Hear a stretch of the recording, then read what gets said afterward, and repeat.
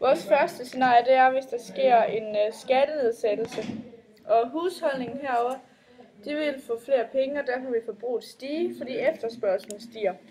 Og derefter så vil produktionen stige, og det gør lønnen også, det vil sige lav arbejdsløshed.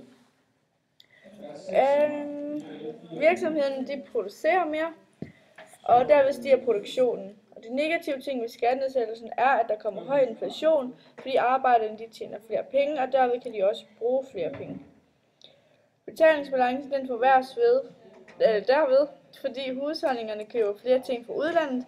Det vil sige, at importen den stiger. Det betyder ikke umiddelbart, at der er underskud på betalingsbalancen, da det ikke er sikkert, at vi importerer mere, end vi eksporterer. Men der er også en positiv ting ved det, fordi arbejdsløsheden falder. Staten får færre penge fra husholdningerne herovre og virksomhederne, når skatten den nedsættes. Det vil sige, at der bliver skåret i ydelserne, f.eks. dagpenge, kontanthjælp, SU osv.